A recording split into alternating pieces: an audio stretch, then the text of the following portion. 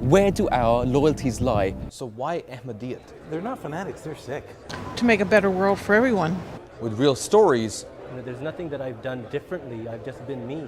real issues, Is it possible to be loyal to two different countries? real views. This is Real Talk Canada. Assalamu alaikum. I shall cause thy message to reach the corners of the earth. Claims of a common man which spread like wildfire, village to village, community to community, continent to continent. And that common man was no longer a common man, rather the promised Messiah, Mirza Ghulam Ahmad alayhi salam, of Qadian, India. Every day, every week, every month, every year, thousands upon thousands are finding a clinch for their thirst under this abode of peace. Who are these people? What is this phenomena? The topic we're discussing on this episode is why am I an Ahmadi? With real stories, real issues, real views. This is Real Talk Canada. We have with us today an expert panel as well as a live audience as well. First of all, I would like to start with our panel in the front. We have Maulana Mubarak Nazir, Missionary in Charge Canada. Assalamu alaikum. Mubarak Nazir Saab has 20 years of missionary experience in Western Africa. He was a principal of multiple schools in Northern Africa, as well as 20 years of missionary work in Canada.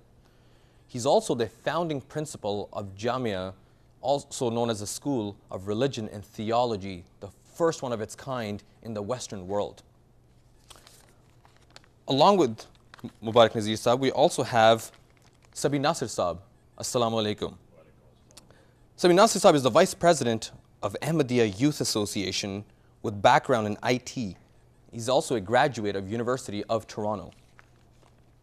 Right next to him, we have Adam Abid Alexander. Assalamu alaikum. Adam Alexander was born a Jehovah's Witness and raised as such as well. At the age of 20, he got introduced to Islam and he converted to being a Sunni. Finding further research and doing personal research with his own friends, he became an Ahmadi 3 years ago. Right next to him, we also have Atal Wahid Saab. Assalamu alaikum. Wa alaikum salam. Also a convert who has an abundance of experience of traveling all over the world and doing missionary work, especially in Africa. He's done numerous documentaries, as well as he's a renowned author of multiple books. Before we get started with our show, Why Am I an Ahmadi? Let's get a quick word on the street.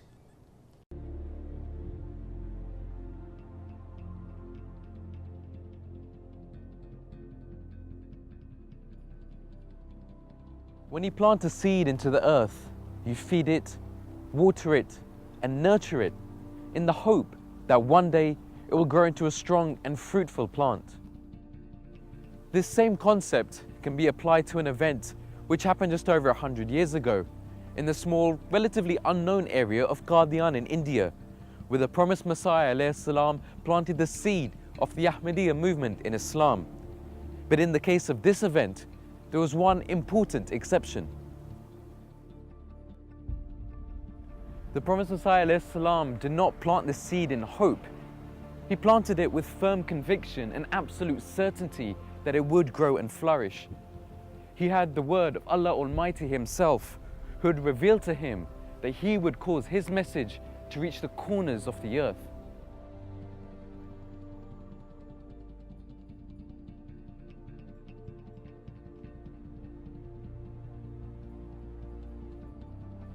Today, we see that that small seed planted some 100 years ago has transformed itself into a movement nurtured by the hands of Allah the Almighty that has captured the hearts and minds of millions through love and humility.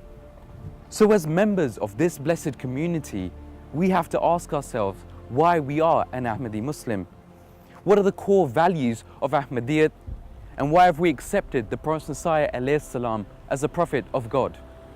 Because it is only after we've done this critical evaluation that we can really call ourselves a true Ahmadi Muslim. Why have you become Ahmadis? Why have you left your family? Why have you left your old religion? What benefit did you get? If you have not become a better human being, if you have not become a better husband or a better wife or a better citizen, if you have not become a more peaceful person in your business, in your dealing with people, then what is the use of becoming an Ahmadi? Why should you lose your family and all your tribe and everything, and people laugh at you and joke at you and persecute you and they hate you, and then you don't get any benefit? If you have become an Ahmadi, there must be a change in you.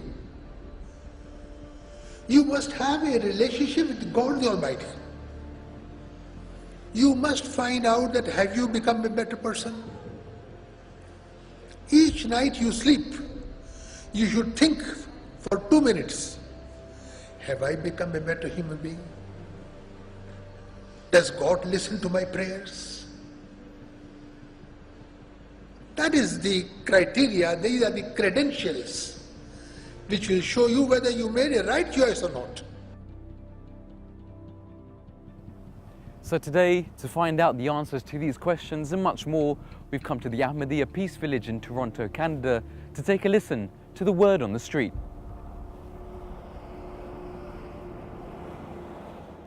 We have somebody to follow, we have somebody to guide us, we trust him, and we know Sami'na wa atana, that we listen and we obey. Ahmadis are basically the role models of our society today. They are the best among the best. Like the way they are dressed, the way they're supposed to act, their attitude, everything like that is supposed to be, they're supposed to be role models for the future generations as well as the present. It's in the news and media and stuff that like terrorism, but like people think that we're terrorists as well because we're Muslims, but we don't have that title on us because we're Ahmadis and we're apart from all the other Muslims. I feel lucky to be an Ahmadi Muslim because I have a Khalifa to guide me to the right path. So I learn good things, not bad things. To be a Muslim in this day and age would practically mean to believe in the Messiah of the latter days, Hazrat Mirza Ghulam Ahmad al-Islam. How that makes us different is because the Holy Prophet of Islam, Prophet Muhammad sallallahu alaihi wasallam himself said that whoever does not recognize the Imam of the time dies the death of ignorance. So we the Muslims, we adhere to the call of that promised Messiah.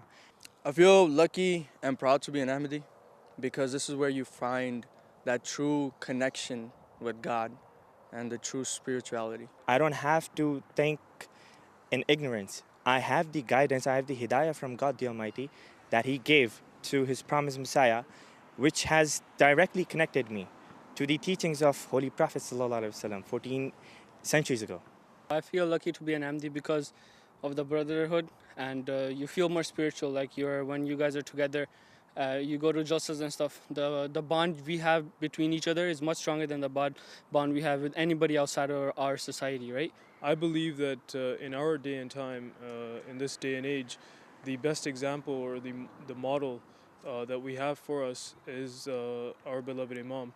And the amazing and the beautiful thing about our beloved Imam is that he has that charisma and that awe-inspiring spiritual prowess that gathers everybody together. It's like a unifying glue that just attracts everybody. It's a magnetic power, and that is why I strongly believe that I am an Ahmadi.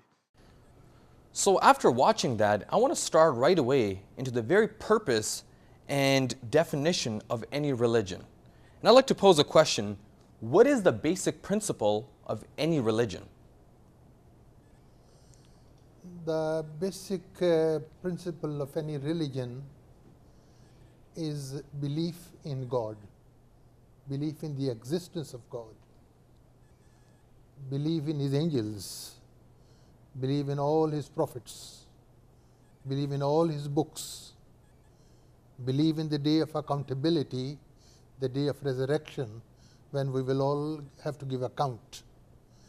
Islam believes that all religions started, their source was pure, and later on things were added and subtracted.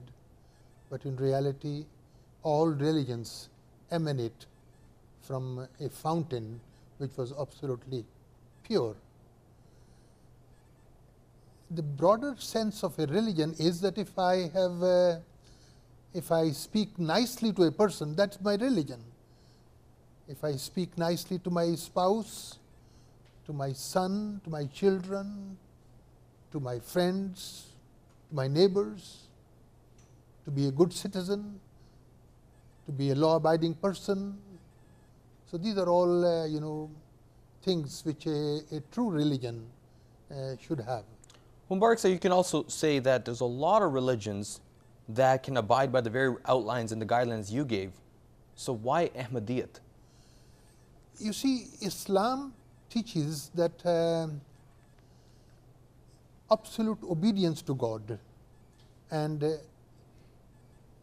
the Holy Prophet Muhammad sallallahu alaihi wasallam, who was a universal prophet, and he prophesied that a time would come when the world would forget the basic teachings of Islam.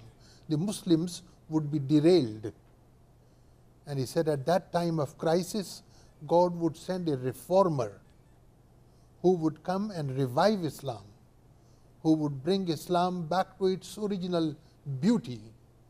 And so, exactly according to the prophecy of the Holy Prophet, Hazrat Mirza Ghulam Ahmad of Qadian made a claim about 120 years ago, and he formed a community who would become better human beings. And so Ahmadiyyat is a community, is a Jamaat all over the world. We are not interested only in the numbers. We are interested in the quality of our adherents, whether they are good citizens, good husbands, good wives, and law-abiding people, have got a relationship with God. Because we believe in a living God, and we believe that a God who talks, not that he spoke yesterday and he does not speak now. We believe in a living God, and so that is the main thing that differentiates an Ahmadi from another person. We believe that Allah Ta'ala can give us absolute, tranquility and peace, and we feel that there is a purpose of life, and we feel that this tunnel is not closed at the end. So this is one of the main differences between an Ahmadi and other people, that we believe that there is peace. So Mubarak, so you definitely touched up on what does Ahmadiyyat bring to this world. But what I want to ask my panel member is, what is the core beliefs of an Ahmadi? Sure. It's the same core beliefs as any Muslim should have. We have to fulfill our responsibilities to God and fulfill our responsibilities to ourselves and our fellow man, which all religions demand. Fortunately for us, as Ahmadi Muslims, we have been clearly told what those responsibilities are and how we're expected to fulfill them. Adam, I'd like to come to yourself, because you were born and raised Jehovah's Witness. Then you learned about Islam in your 20s, and you became an Ahmadi 3 years ago. What I want to ask you is, what are some of the similarities and differences that you found between other religions and Ahmadiyyat? Well, I noticed no real difference in the beginning of being a Muslim when I would go to a Sunni mosque.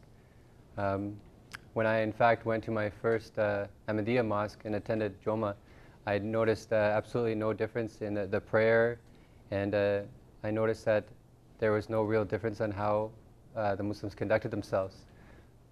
But I also see the similar thing when I was at Jehovah's Witness, the way the brothers and sisters mingled. There was always some kind of division between them.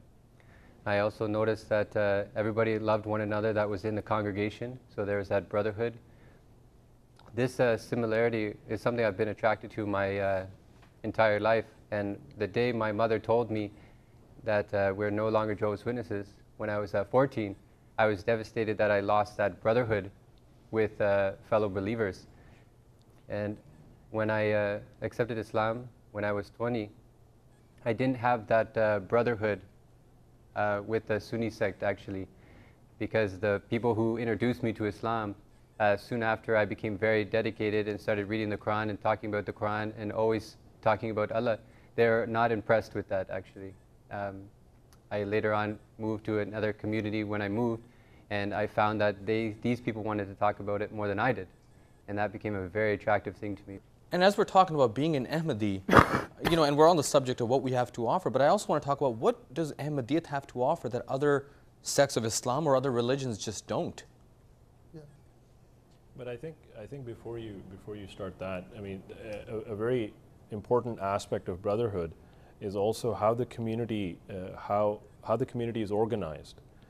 For example, just from a youth perspective, I mean, there are programs within the youth. The youth are told that, this is your group. The 15 to 40-year-olds, you form one group. The 7 to 15-year-olds, you form one group. So there's ingrained organization structure developed so that brotherhood is created, so that you hang out with the people who are of your own age, of your own like-mindedness. And that's where brotherhood forms, right? And then it begins to develop, right? So you make friends, and then from there you develop, and then you begin to learn that, I have the same set of beliefs that the other person does, and that brings you closer, physically and spiritually. We had a lot of excitement in the audience, and I've seen a few hands go up, and I want to go to my audience member here, if we just can get the mic right up here. Jazakallah. The question that I have is, while we're talking about being excited about being Ahmadi and having brotherhood, there comes this sort of like pride between us that, oh, we are Ahmadi, we are the truth ones. So how do we, without gloating or without like seeing big-headed when we're talking about Ahmadiyya to someone else, how do we hide that or sort of control that sort of we are better than you? Do we show that, or how do we direct it? You bring up a great point, and we're going to be discussing that later on in the show as well. I know you wanted to add something on the subject of Khilafat. Yeah, I mean, just in talking to some friends about Khilafat, and they bring up the fact that, Catholicism has a pope. And, what my question is, and like, what makes Khilafat different than any other leadership in the world, any other sect of religion? What makes our Khilafat better or different than any other sect? And I think you were just touching up on that the Khilafat is a very divine blessing. And I want to come back to that. What makes it divine? Well, the institution of Khilafat is directly guided by Allah, by God. You won't hear the Pope or Catholics make that claim, and I know what I'm talking about. I was raised as a Roman Catholic. They'll say that the Pope is infallible in all matters of faith, and it stops there. And he doesn't very often make any dictates regarding matters of faith. They'll put a committee together and study it for 20 or 30 years and come up with a conclusion. Now, we see time and time again the proof of the truth of Ahmadiyyat, and again, this is something we have to offer the world, is the truthfulness and the guidance given by Allah to our Khilafat. I'll give you an example. I was in London in 1988 when Khalifatul Masih Rabi gave his Friday sermon, and it was around August the 9th, I think. And he said, Allah has told me last night in a dream that General Zia will meet his end as those who in the past who claimed the prophets were liars would meet their end. Now, I came home from London and phoned my father on that Monday, and I said to him, consider General Zia finished. And his plane crashed, and all his generals and ambassadors of many countries died in that plane crash 2 days later. This is the proof we can give of the divine guidance given to Khilafat by Allah directly. And we have examples of that through the entire history of Khilafat. We find that Ahmadis constantly come back to Khilafat to find the clinch to their thirst. So in today's time, what type of a role does a Khalifa play? You see, as we were speaking before, when the promised Messiah, Hazrat Masih Maud died in 1908, the entire world had a big laugh and they thought that Ahmadiyyat is finished. And then, according to the prophecy of Allah and according to the prophecy of the promised Messiah, Khilafat was established. And Hazrat Khalifatul Masih Awwal became the Khalifa, and people thought he's an old man and Ahmadiyyat will die at any time. And then the second Khalifa was elected, and third Khalifa was elected, and the fourth Khalifa was elected, and the fifth Khalifa is elected. I have, by the grace of Allah, seen the period of 4 Khulafa. MashaAllah. And I have just returned, I have returned a few months back from Ecuador and Suriname and Jamaica and many other countries in the Caribbean, and I was astonished how that seed that was planted, how it is thriving, how the branches are growing in different parts of the world. I saw people speaking the Spanish language, sending praise on Hazrat sallallahu alaihi wasallam, speaking different French language, other languages, Urdu, Punjabi, different languages. And as you said earlier at the start, that this fire that was started from that tiny hamlet, that dusty hamlet of Qadian, as a result of the institution of Khilafat, this tree has now grown and its branches cover all parts of the world. And this is the secret of our success, that we have got that institution of Khilafat, and we must hold on collectively, as God says in the Holy Quran, وَاتَصِمُوا بِحَبْلِ اللَّهِ جَمِيعًا وَلَا تَفَرَّقُوا, that you should collectively hold on to this rope of Allah, collectively. So if anybody wants to know the secret of the progress of our Jamaat, it is in the institution of Khilafat Ahmadiyya. And coming right back to my audience member, I know you wanted to share something. Yeah, Assalamu alaikum. I've just been experiencing that after for my Khilafat, I was part of the Hazrat Mirza Tahir Ahmed. When after his passing away, we had those 2 days, 3 days, while there was almost no Khilafat, we were speechless almost. I could experience for myself that I was not able to do anything. I did not know what to do next. I was not able to move. I did not know what to do in life. And I was very, and the day when Hazrat Mirza Masroor Ahmed became Khalifa, I literally felt that I have life again in myself. It was such a great connection. I did not even know the man. I did not even know his name. But just because of him, just because knowing again that we have Khilafat again, we were lively again in our lives. And I think that speaks a lot for most of us as well here. That's a very nice point. So I want to talk about the religious point of view of it. And as we look around in the world, if we follow the current events, that peace and harmony around the world seems to be missing, especially in the Muslim world. And why do you think that is? They've got no direction. It's a pity that the Muslims, so many Muslims who have got mountains of wealth, mounts of wealth, fossil reserves they've got, and look at the position that they have. They're all in turmoil because they have no leadership. They have nobody who is divinely guided, who would take care of the flock. So it's a pity that the Muslims, despite the wealth that they have, despite the numbers that there are, they are living a life of a very unfortunate life. It is because they have failed to recognize the reformer that was sent to them.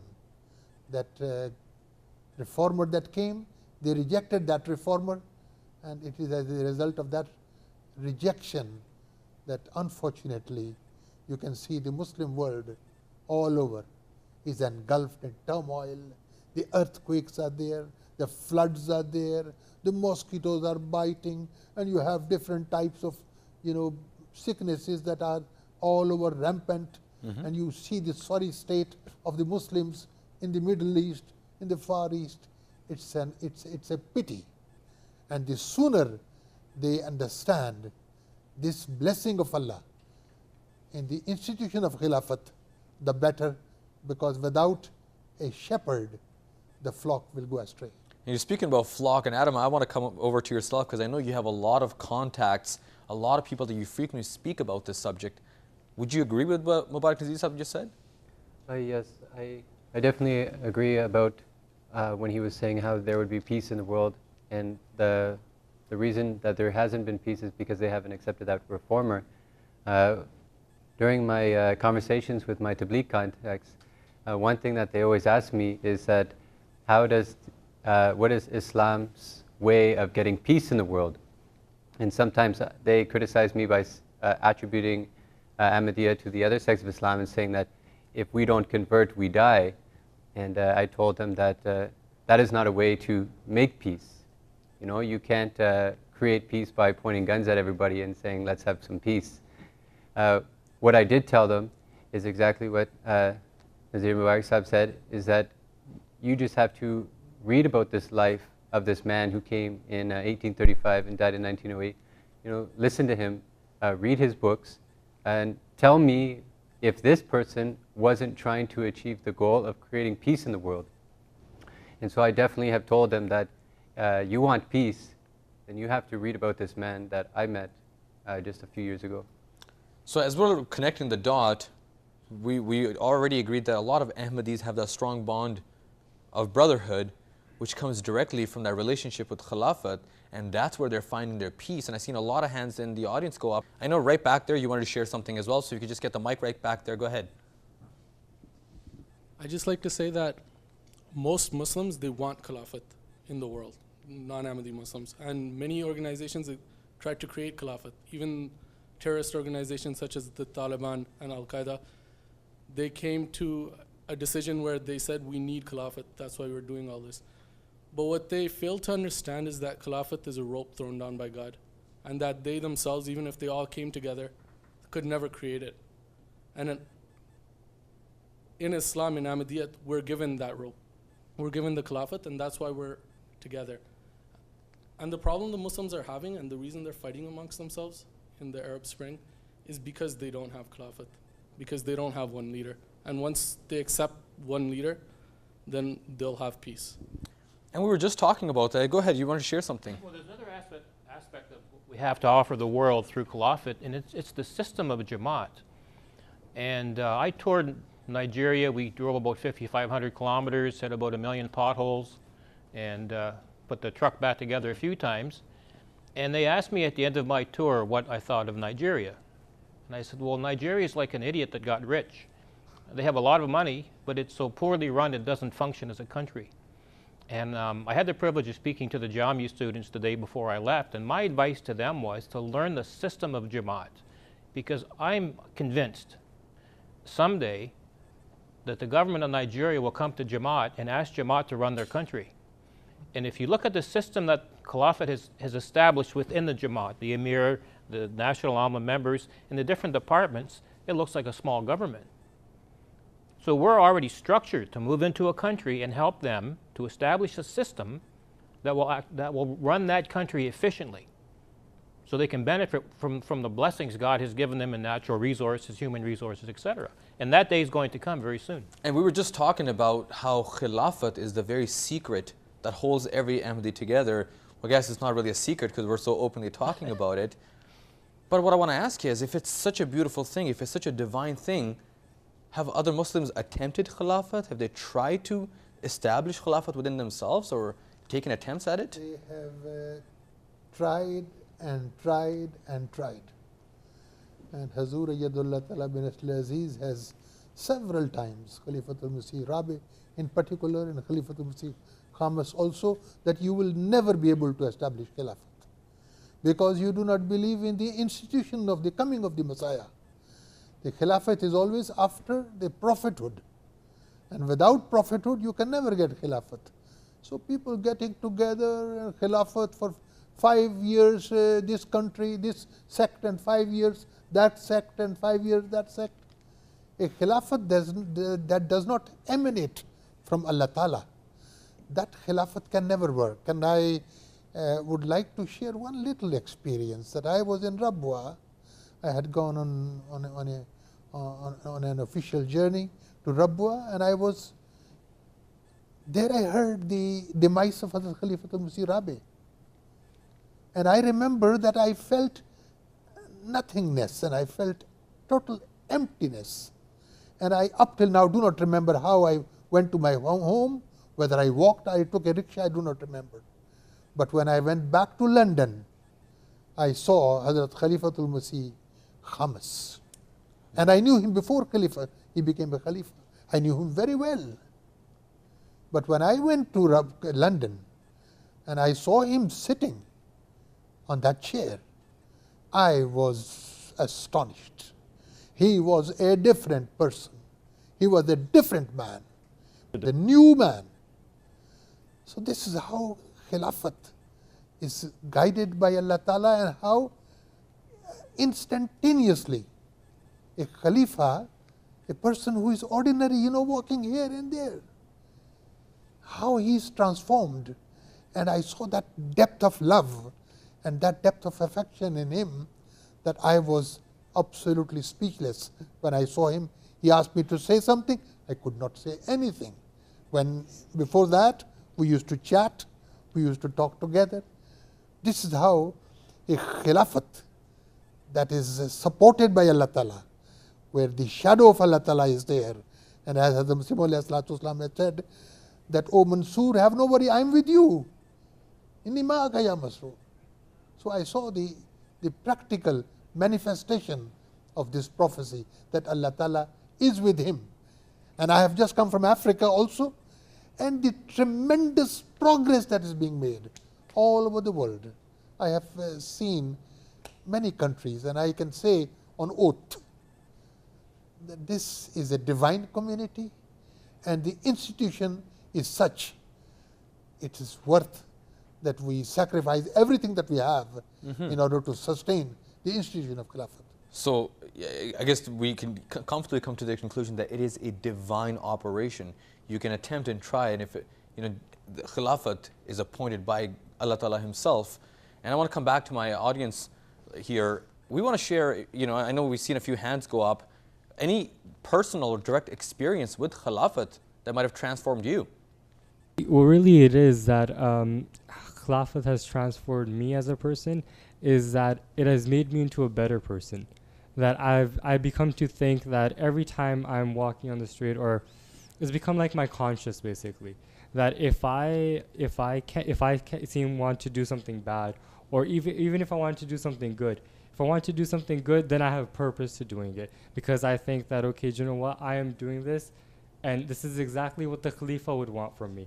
And if I'm doing something bad, then I think that, oh no, I shouldn't do this because the Khalifa wouldn't want this from me. What would I say to the Khalifa when I meet him? Or what would I say when Khalifa is before me? So this automatically changes me, and it just strives me for me to do good. And I think that's what's really important, is that Khilafat, anyone that can say this, that Khilafat makes you into a better person, that connection with Khilafat makes you into a better person. So it's constantly instilled in your conscience that, I have a Khalifa. Yeah. Great, and we have a fantastic discussion going on here as we were talking about why am I an Ahmadi, and there's so many reasons, but that Khilafat just seems to be the bond that holds us together. We have a great discussion going on. We are going to take a quick break. Stay with us, and we'll be right back with you. Jazakallah. Visit MTA International's official YouTube channel to catch up on past episodes of your favorite programs. If you want another chance to watch Hazrat Khalifatul Masih's Friday sermons, MTA International's special programs and documentaries, or our wide selection of nazms, simply visit www.youtube.com/MTAonline1. MTA International's official YouTube channel, delivering our unique content direct to the world.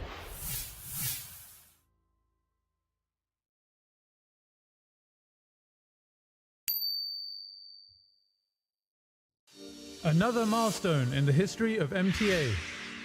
Another sign fulfilling the prophecy revealed to the promised Messiah alayhi salam.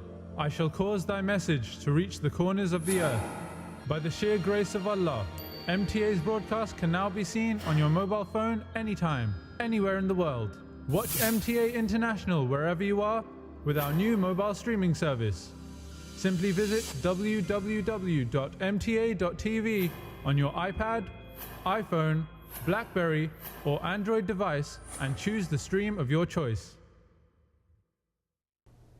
Assalamu alaikum and welcome back to Real Talk Canada. Right before the break, we were discussing why am I an Ahmadi?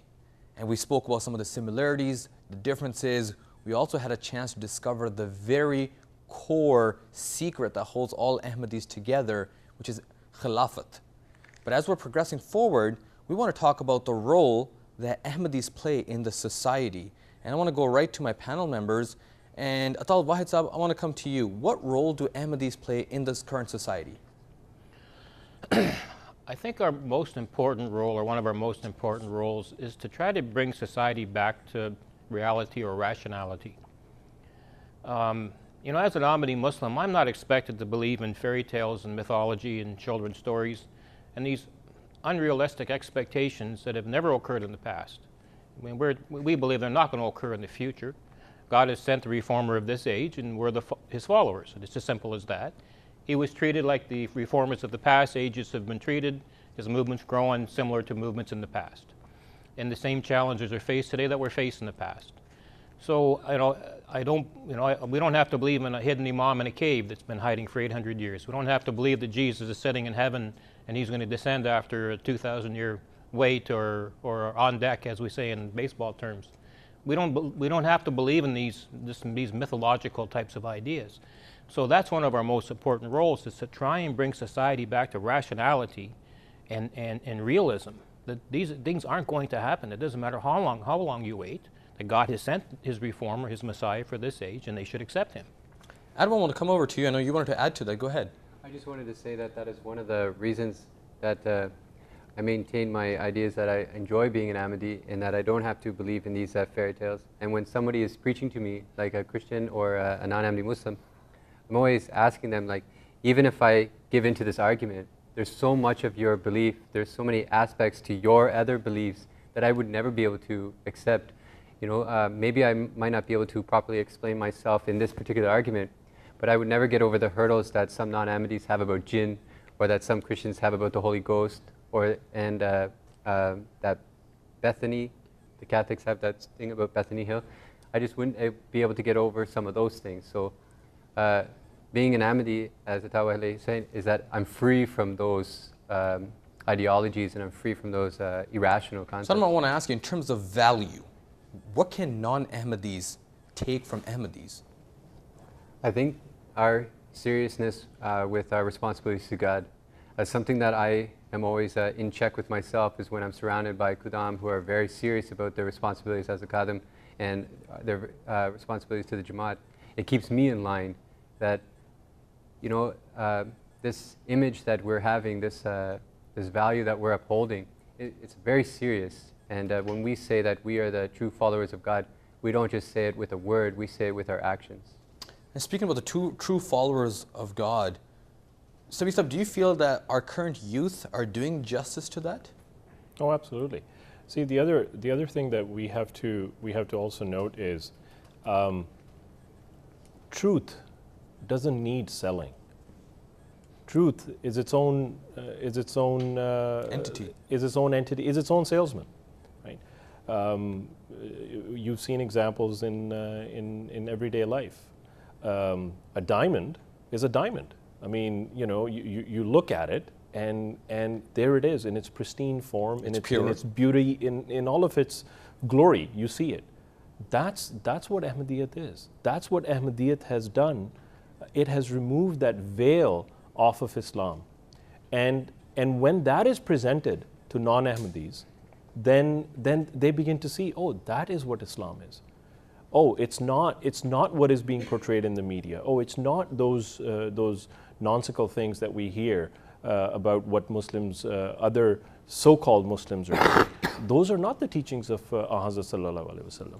So when you present something pure, why would somebody not be attracted to it? I mean, if this would be like presenting somebody a piece of coal and a diamond, and the guy goes, no, I'll go for the coal. So let's talk about these Ahmadi youth in particular. Yeah. What is their constant motivation to stay so committed to the Jamaat? And see, this is the beauty, because of their association, and I mentioned before too, with Khilafat, right? So we have this constant connection with a person whom we believe is divinely appointed. So any and all instructions that come from him, they are followed. So youth, within the constitution of youth, there is, and also within the conditions of Ba'ath, Hazrat Masih Islam has said that we service humanity. So youth focus on this and other things exclusively. There are, and there's so many programs. There are programs related to blood drive, where we don't just go out and say that we're gonna, we're Ahmadis. I mean, there was a question by the audience that was asked earlier on that are we supposed to feel proud of our beliefs? Well, beliefs is one thing, but what do I do for society? There's blood drives, there's New Year cleanups, there is programs that are done in various food programs that are done, food raising events, helping out humanity first, going out to disaster relief areas. These are some of the programs that the youth in Canada alone have helped over the past so many years. So Sabi Sahib, you're saying that the Ahmadi youth constantly participate in Good Samaritan acts. And Adam, I want to come to you. You came into a Jamaat as a convert, and there's a lot of born Ahmadi youth around you. Would you agree with what Sabi Sahib is saying?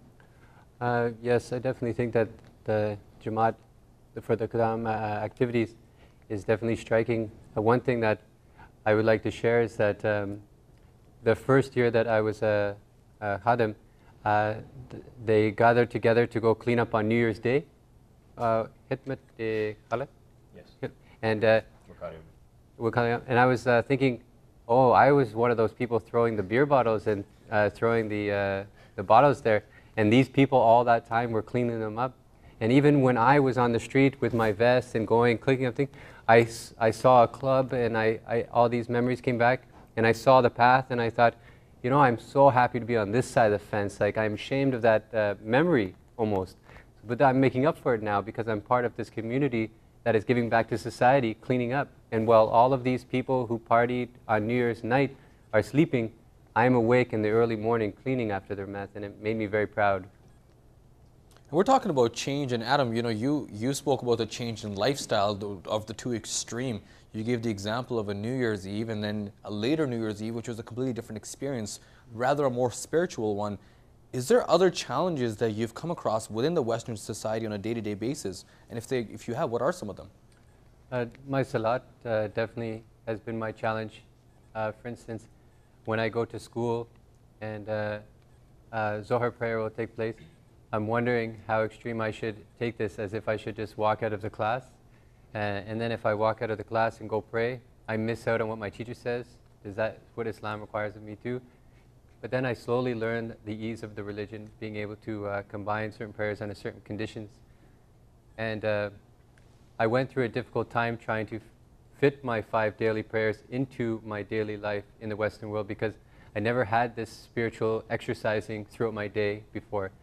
Before it was only 3-4 days a week for a couple hours. Now it's 5 times a day.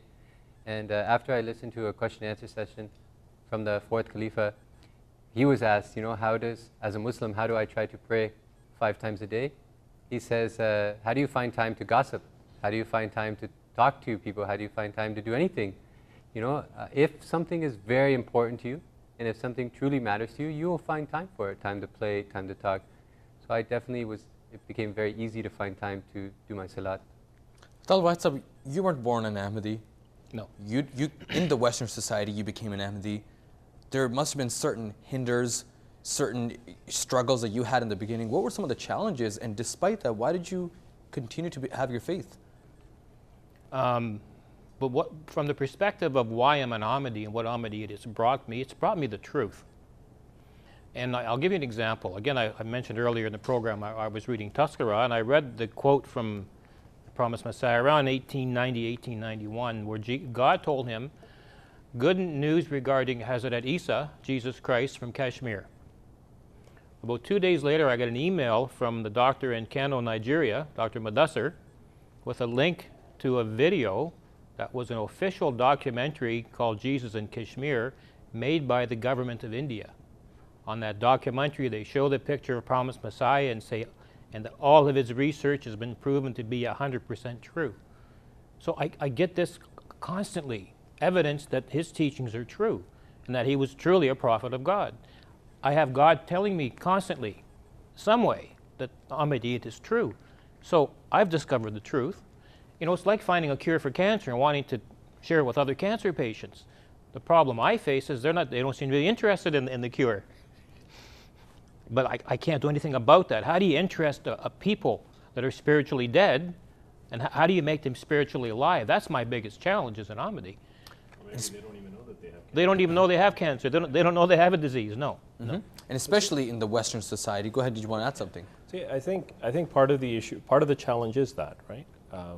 The challenge here is that you find around you there's indifference. Right? I'm not interested. You know, I have my job. I have my school. I want to go to my pub nights. I want to do this. I mean, this is the society around us, right? And as Ahmadis, we have a responsibility that if we do not engage in ourselves, if that bond of brotherhood is not strong, then this would begin to attract us.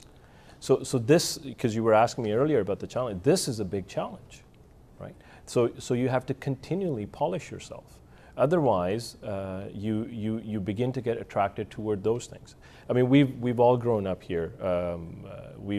I've grown up here. I've seen how the university life and the high school culture.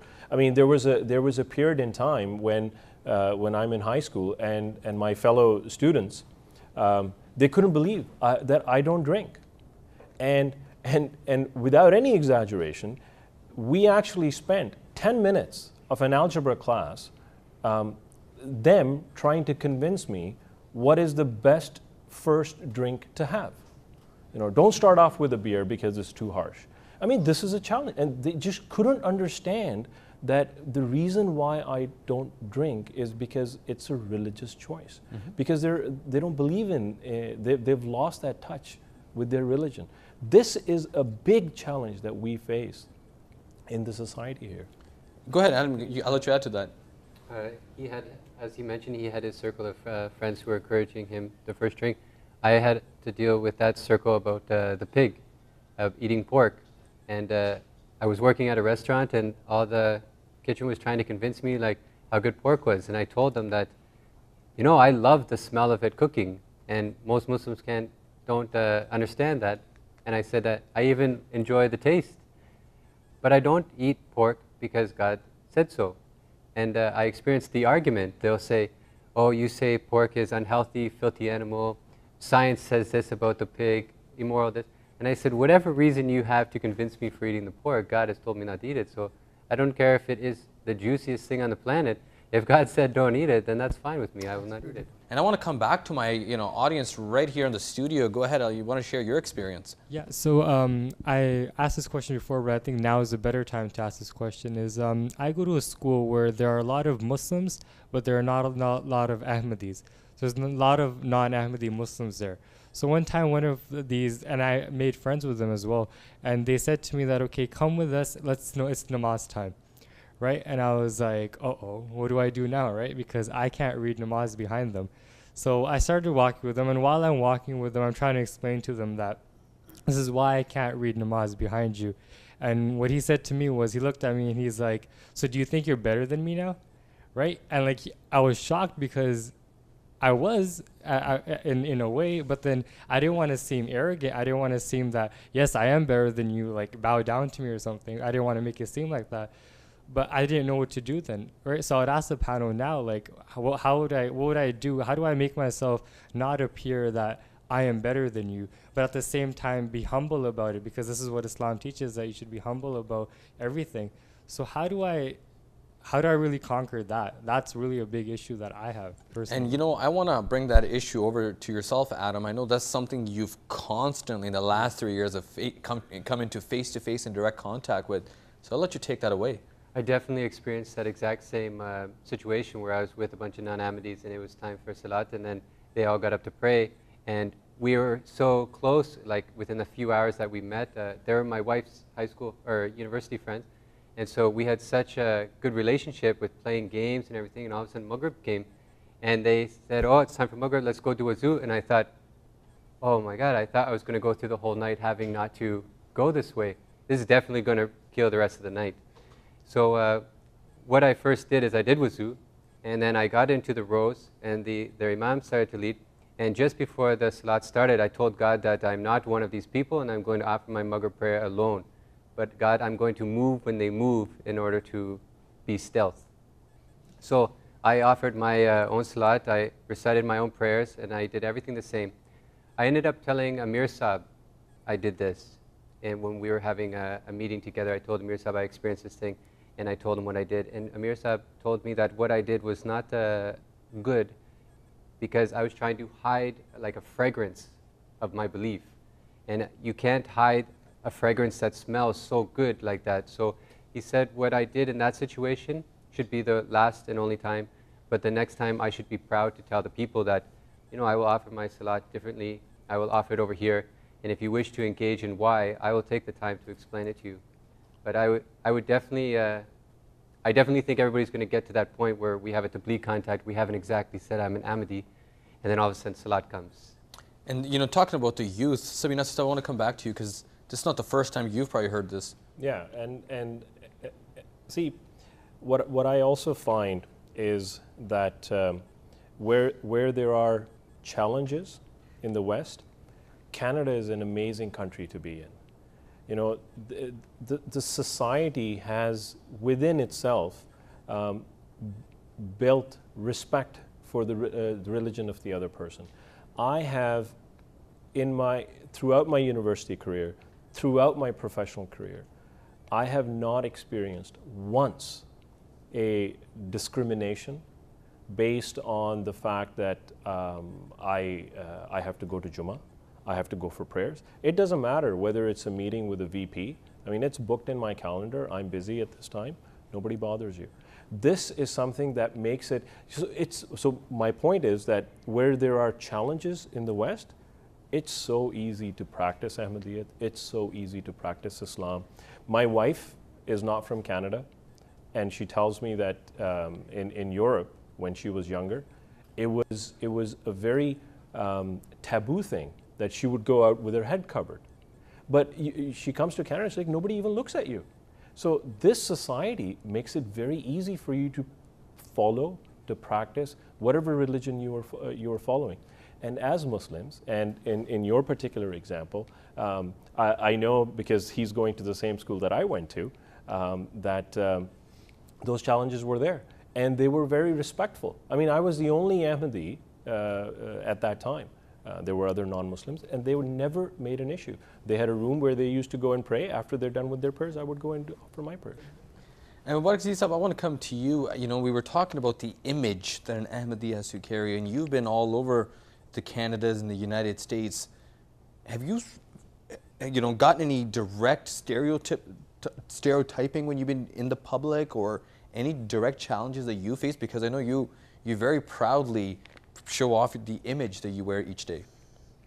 Yeah, first of all, this question that you asked just now, the Imam is somebody that we elect. People elect and he starts leading the prayer. But an Imam that has been elected by God, that is a promised Messiah, who was elected by God as an Imam, when people reject that Imam, elected by God, so that is why we reject those Imams who have been made by human beings.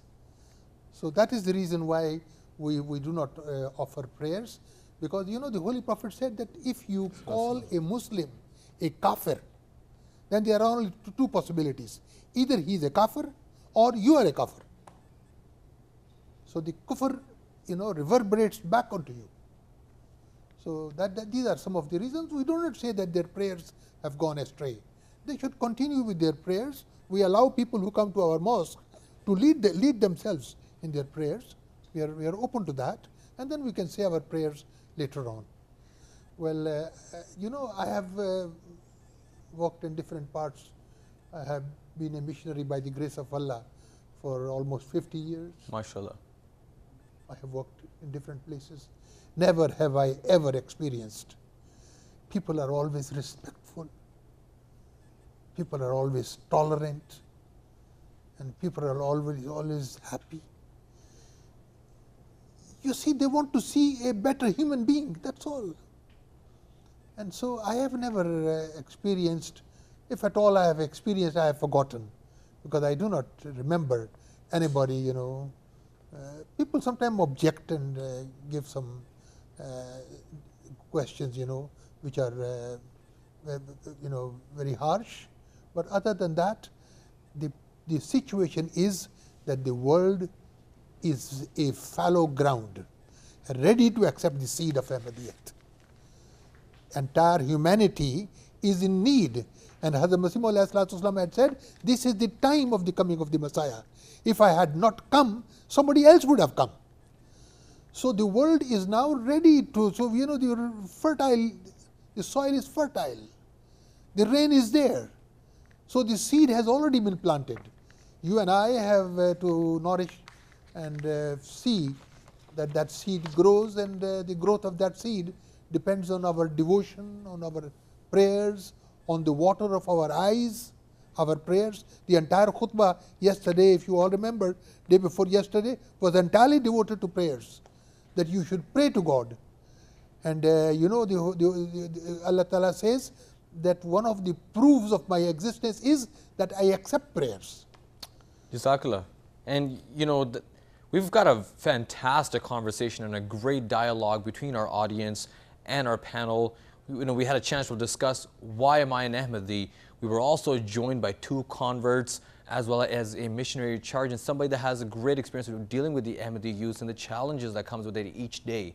We also had a chance to learn about the secrets that bonds this community together, which is Khilafat, as well as some of the similarities, some of the differences, and as well as what are things that Ahmadis have done to integrate into society. As well as we would love to get some of the views of our audience all around the world. As our show comes into conclusion, I want to come right back to our panel and see if we can get any final remarks that our panelists would like to share. Adam, go ahead. I would just like to say, so you can take this home with you, is to tell your non-Ahmadi friends that the only reason why you don't pray behind a Christian is because that person has not accepted Muhammad ﷺ as a prophet after Hazrat Isa alayhi salam. So we say the same thing to the non-Ahmadis. I only don't pray after you because you didn't accept the person who came after Muhammad ﷺ. But also think that that person has never known that. So when I say, I don't pray behind you because you didn't accept, I sometimes say, I don't pray behind you because you don't know that another prophet came after, and that is who we pray behind. Sabina, you wanted to add something to that? I think the closing thought in our minds, and we have obviously youth sitting here and also youth listening to this all around the world, is that Hazrat Khalifatul Masih Salas Rahimahullah Ta'ala in his speech at one time to the students of University of Karachi mentioned that you as role models are how Ahmadiyyat is portrayed. So when you are in educational institutions, when you are in high schools and universities, your actions are what differentiates you from others. And the fact that you know, we say, why I'm an Ahmadi? Well, we're an Ahmadi because we've been shown that there in this world there is a person appointed by God, and if that excitement doesn't reverberate out of us, then its actions. There's no conviction behind our beliefs. So people need to be able to see that in us. People need to be able to see that in how we walk, in how we talk. And that's how that attraction is made. That's so how we everything can bring is more than just lifestyles, it's exactly. your actions, it's your belief. Ahmadiyyat isn't just a word; it's a package, right? It's your Islam overall is a package, right?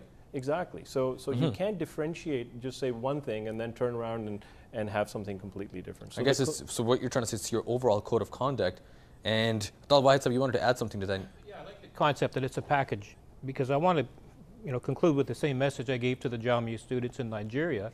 Don't only learn the religious philosophy of Ahmadiyya, the arguments, proving the truth of promised Messiah, proving the truth of Islam.